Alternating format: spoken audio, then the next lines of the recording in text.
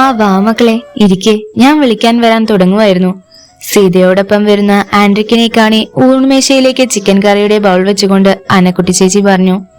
അപ്പോഴേക്കും ലക്ഷ്മിക്ക് ഓപ്പോസിറ്റായി ചെയർ വലിച്ചിട്ട് സീതയെ അതിലേക്ക് പിടിച്ചിരുത്തിയ ആൻഡ്രിക്കിന്റെ ആ പ്രവൃത്തിയിൽ സീതയ്ക്ക് വലിയ ഞെട്ടലൊന്നും തോന്നിയില്ല. കാരണം വന്നപ്പോൾ മുതൽ അവൾക്ക് വേണ്ടുന്ന എല്ലാ കാര്യങ്ങളും കണ്ടറിഞ്ഞു ചെയ്തു കൊടുത്തത് പോലും അവനാണ്. വസ്ത്രം മാറാനും കുളിക്കാനും മാത്രമാണ് അന്നക്കുട്ടി ചേച്ചിയുടെ സഹായം വേണ്ടി വന്നുള്ളൂ. പക്ഷേ ആൻഡ്രിക്കിന് സീതയോടുള്ള കരുതൽ കണ്ട് ആകെ വണ്ടടിച്ചിരിക്കുകയായിരുന്നു ഇന്ദു. താൻ വീട്ടിലേക്ക് വന്നപ്പോഴേക്കും അവർക്കിടയിൽ എന്താ സംഭവിച്ചതെന്നറിയാതെ ഇന്ദുവിനൊരു സമാധാനവുമില്ലായിരുന്നു. എന്നാൽ ലക്ഷ്മി ഒഴികെ ബാക്കിയുള്ളവരുടെ എല്ലാം ചുണ്ടിൽ ഒരു ചെറു ചിരിയുണ്ടായിരുന്നു. സീത അവിടേക്ക് വന്നപ്പോൾ ലക്ഷ്മിയുടെ മുഖം പൊടുന്നനെ മാറിയത് ആൻഡ്രിക് ശ്രദ്ധിച്ചിരുന്നു. എന്നാൽ അതൊന്നും മൈൻഡാക്കാതെ അവൻ തന്നെയാണ് സീതയ്ക്ക് ഭക്ഷണം വിളമ്പിക്കൊടുത്തത്. അപ്പോഴൊക്കെയും ലക്ഷ്മിയുടെ കണ്ണുകൾ സീതയിൽ തന്നെയായിരുന്നു. തൊട്ടുമുന്നിൽ സീതയെ കാണുമ്പോൾ ലക്ഷ്മി അസ്വസ്ഥതയോടെ ഭക്ഷണം മതിയാക്കി എഴുന്നേക്കാൻ തുടങ്ങി. ലക്ഷ്മി, താൻ എന്താടോ ഒന്നും കഴിക്കുന്നില്ലേ? എഴുന്നേൽക്കാൻ തുടങ്ങിയവളുടെ കയ്യിൽ പിടിച്ചുകൊണ്ട് ഡേവിഡ് ചോദിച്ചു. എനിക്ക് വേണ്ട ഡേവിച്ച, നല്ല സുഖമില്ലാത്തതുപോലെ. അത്ര താല്പര്യമില്ലാത്ത പോലെയുള്ള മറുപടിയിൽ തന്നെ അവർക്കൊക്കെ കാര്യം മനസ്സിലായിരുന്നു. അതുകൊണ്ട് തന്നെ ലക്ഷ്മിയോട് കൂടുതലൊന്നും ചോദിക്കാൻ ആരും തുനിഞ്ഞില്ല. പക്ഷേ സീതയുടെ മനസ്സിൽ അത് വല്ലാത്തൊരു നോവ് സൃഷ്ടിച്ചു. അവൾ നിലത്തേക്ക് കണ്ണു നട്ടിരിക്കുന്നത് കണ്ടപ്പോഴേ ആൻഡ്രിക്കിന് അവൾ കരയുകയാണെന്ന് മനസ്സിലായി. അതൊന്ന് നോക്കിക്കൊണ്ട് അവൻ അവളുടെ പ്ലേറ്റിൽ നിന്നും അപ്പത്തിന്റെ ഒരു കഷ്ണം പൊട്ടിച്ചെടുത്ത് ചിക്കൻ കറിയിൽ മുക്കി അവൾക്ക് നേരെ നീട്ടി. സീത, ഇത് കഴിക്കേ. അവൾക്ക് കേൾക്കാൻ പാകത്തിന് അല്പം കടുപ്പത്തിൽ അവൻ പറഞ്ഞപ്പോഴാണ് സീത മിഴികൾ ഉയർത്തി അവനെ നോക്കിയത്. അവൾക്ക് നേരെ പിടിച്ചിരിക്കുന്ന ഭക്ഷണം കാണെ അവൾ അറിയാതെ വാ തുറന്നു. അങ്ങനെ ആ പ്ലേറ്റിലെ മുഴുവൻ ഭക്ഷണവും ആൻഡ്രിക് അവളെ കൊണ്ട് കഴിപ്പിച്ചു. ഭക്ഷണം കഴിച്ചു കഴിഞ്ഞിട്ടും ആ മനോഹരമായ കാഴ്ച കാണാൻ വേണ്ടി മാത്രം അപ്പച്ചനും അമ്മച്ചിയും ദേവിയും അവിടെ തന്നെ ഇരുന്നു. വാ, കൈ കഴുകാം.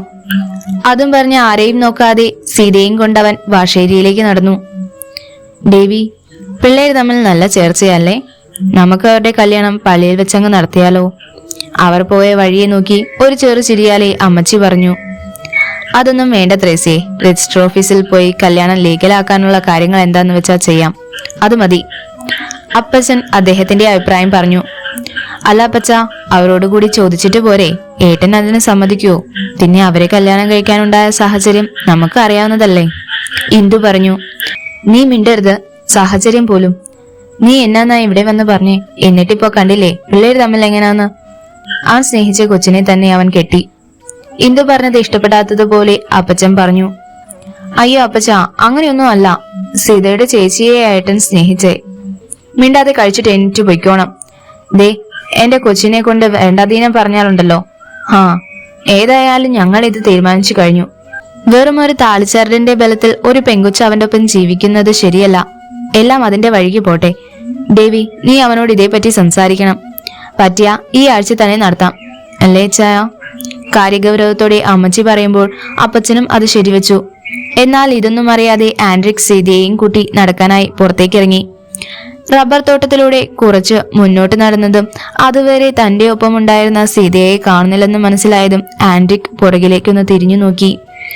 വലിയൊരു പേരമരത്തിന്റെ മുകളിലേക്ക് നോക്കി നിൽക്കുന്ന സീതയെ കണ്ടതും അവൻ അവൾക്കടുത്തേക്ക് ചെന്നു. നിനക്ക് പേരയ്ക്ക വേണോ? പുറകിൽ നിന്നും പെട്ടെന്ന് അവന്റെ ശബ്ദം കേട്ടതും സീത ഒന്ന് ഞെട്ടിക്കൊണ്ട് അവനെ നോക്കി. അത് കണ്ടവൻ അരിശത്തോടെ നെറ്റിയൊന്നൊഴിഞ്ഞു. നിനക്ക് ഈ ഞെട്ടാനും മോങ്ങാനും മാത്രമേ അറിയുള്ളൂ? അവൻ അല്പം കടുപ്പത്തിൽ ചോദിച്ചതും അവളൊന്നും മനസ്സിലാകാത്തതുപോലെ അവനെ നോക്കി. ഓ, ഇതിനെ. അല്ല, നീ എന്നാത്തിനാ ഇന്ന് ഫുഡ് കഴിച്ചുകൊണ്ടിരുന്നപ്പോ കരഞ്ഞത്? ആൻഡ്രിക് ഗൗരവത്തോടെ ചോദിച്ചു. അത് എനിക്ക് വിഷമം വന്നിട്ടാ. അല്പം ഉയരത്തിലുള്ള പേരമരത്തിന്റെ കവളിൽ ചവിട്ടിക്കയറുന്നവനെ നോക്കി സീത പറഞ്ഞു. അതിന് അവളെ ഒന്ന് നോക്കി കൈയെത്തുന്നിടത്ത് നിന്ന പഴുത്തതും പാകമായതുമായ കുറച്ച് പേരയ്ക്ക പറിച്ച് മടിക്കുത്തിലിട്ട് അവൻ നിലത്തേക്കിറങ്ങി. ദാ പിടിക്ക്. നന്നായി തുടച്ചെടുത്തൊരെണ്ണം അവളുടെ കയ്യിലേക്ക് വെച്ചുകൊടുത്ത് ആൻഡ്രിക്. ഇത് എവിടേക്കാ? വീട്ടിൽ പോവുകയാണോ? തിരിഞ്ഞു നടക്കാൻ തുടങ്ങിയവനെ കാണി അവൾ ചോദിച്ചു. അല്ല, പിന്നെ ഇവിടെ കിടക്കാം, അവൻ അലസമായി പറഞ്ഞു. എന്നാ ഞാനില്ല, നിങ്ങൾ പൊക്കോ. വീട്ടിൽ ആർക്കും എന്നെ പിടിച്ചിട്ടില്ല. വീട്ടിൽ ആർക്ക്? അവൻ അവളുടെ കണ്ണിലേക്ക് തന്നെ നോക്കിക്കൊണ്ട് ചോദിച്ചതും സീത തല താഴ്ത്തി. ആർക്കാണെന്ന്? ഇത്തവണ ആൻഡ്രിക്കിന്റെ ശബ്ദം അല്പം കടുത്തു. അത് നിങ്ങളുടെ അമ്മച്ചിക്ക്. പേടിയോടെ അവൾ പറഞ്ഞതും അവനെ ഒന്ന് ഇരുത്തി മൂളി. വാ നടക്ക്. അതും പറഞ്ഞ് അവൾക്ക് മുന്നേ നടന്നു ആൻഡ്രിക്.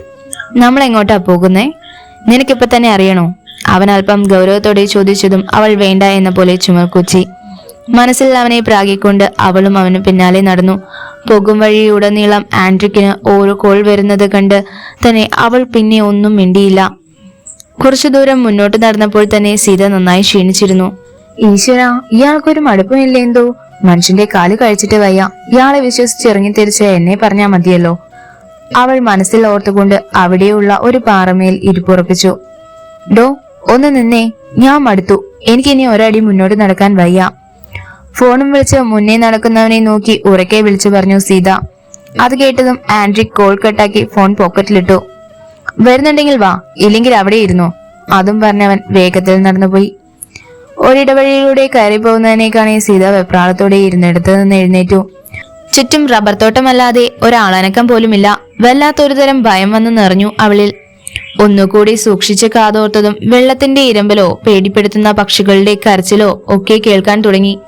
തിരിച്ചു പോകാനാണെങ്കിൽ ഒരുപാട് ദൂരം പോണം, അതും ഒറ്റയ്ക്ക്. ഇനി ഒരു നിമിഷം പോലും അവിടെ നിൽക്കാൻ ധൈര്യമില്ലാത്തത് കൊണ്ട് അവൾ ഉള്ള ജീവനും കൊണ്ട് ആൻഡ്രിക് പോയ വഴിയെ ഒരൊറ്റ ഓട്ടമായിരുന്നു. അത് ചെന്ന് അവസാനിച്ചത് കുറച്ചകലെയായി പോകുന്ന ആൻഡ്രിക്കിനെ കണ്ടപ്പോഴാണ്.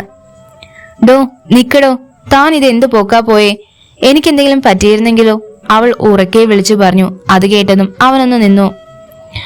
ഉൽക്ക വന്ന് തലേ വീണാലും ഒന്നും പറ്റാൻ പോണില്ല. അവൻ അവളെ പുച്ഛിച്ചുകൊണ്ട് പറഞ്ഞു.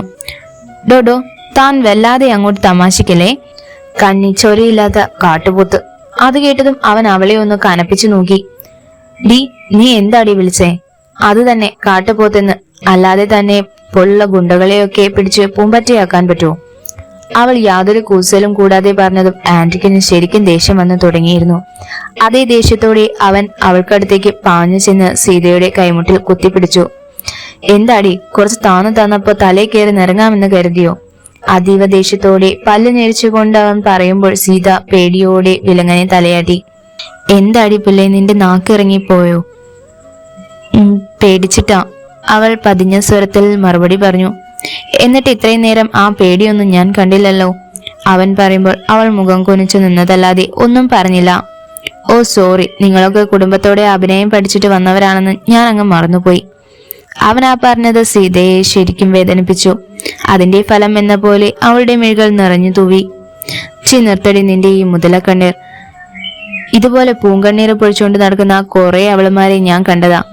അതുകൊണ്ട് നിന്റെ വേഷം കെട്ടൊന്നും എന്നോട് വേണ്ട. അവനത് പറഞ്ഞപ്പോൾ തന്നെ സ്വപ്നയെ പറ്റിയാണ് പറയുന്നതെന്ന് അവൾക്ക് മനസ്സിലായി. അത്രയും നേരം കലങ്ങിയ മെഴികളോടെ നിഷ്കളങ്കമായ ആൻഡ്രിക്കിനെ നോക്കി നിന്ന സീതയുടെ മുഖം ദേഷ്യം കൊണ്ട് ചുവന്നു വീർത്തു. ഛേ, വിട്ടടോ. അവൾ അവന്റെ കൈ ശക്തിയിൽ കുടഞ്ഞെറിഞ്ഞു. തനിക്ക് ആരോടെങ്കിലും പകയുണ്ടെങ്കിൽ അത് അവരുടെ മുഖത്ത് നോക്കി പറയണം, അല്ലാതെ അതൊക്കെ എന്റെ നേർക്കല്ല തീർക്കേണ്ടത്.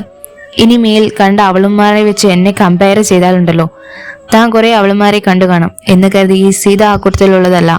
അത് പറയുമ്പോൾ അവൾ ദേഷ്യം കൊണ്ട് വിറയ്ക്കുന്നുണ്ടായിരുന്നു. ആൻഡ്രിക്കിന്റെ നേരെ വിരൽ ചൂണ്ടി അത്രയും ദേഷ്യത്തോടെ അതും പറഞ്ഞ് മുന്നോട്ട് നടന്നു. സീതയുടെ പെട്ടെന്നുണ്ടായ ഭാവമാറ്റം കണ്ട് ആൻഡ്രിക് ഒരു പകപ്പോടെ അവൾ പോയ വഴിയെ നോക്കി നിന്നു. പിന്നെ അവനും തലയൊന്ന് കുടഞ്ഞ് അവൾക്ക് പിറകെ നടന്നു. മുന്നോട്ട് പോകുന്തോറും പാറക്കെട്ടുകളും മരങ്ങളും തിങ്ങി നിറഞ്ഞ് ചെറുതായി ഭീതി പരത്തുന്ന ഒരു ഇരുണ്ട അന്തരീക്ഷമായി മാറിക്കൊണ്ടിരുന്നു അവിടം. ആ സമയം സീതയ്ക്ക് ഭയത്തേക്കാൾ കൂടുതൽ കൗതുകമായിരുന്നു അടുത്തടുത്ത് വരുന്ന ആ വെള്ളച്ചാട്ടത്തിന്റെ ഇരുമ്പൽ എന്താണെന്നറിയാൻ. കോടമഞ്ഞിറങ്ങിയതിനാൽ ആ തോട്ടം കാണാൻ വല്ലാത്ത ഭംഗിയായിരുന്നു. അവൾ ചുറ്റിലും കണ്ണോടിച്ചുകൊണ്ട് ഒരു പൂമ്പാറ്റയെ പോലെ ശബ്ദം കേൾക്കുന്നിടം ലക്ഷ്യമാക്കി മുന്നോട്ട് നടന്നു. മഴക്കാടിനുള്ളിലൂടെ ഒരു കൊച്ചുമാലാകയെ പോലെ അവൾ നടക്കുന്ന ആൻഡ്രിക്കും കൗതുകമുണർത്തി. മരങ്ങൾക്കിടയിലൂടെ അങ്ങ് ദൂരെ കാണുന്ന വെള്ള നിറവും വെള്ളത്തിന്റെ ഇരമ്പലും എല്ലാമായതും അതൊരു വെള്ളച്ചാട്ടമാണെന്ന് അവൾ ഊഹിച്ചു.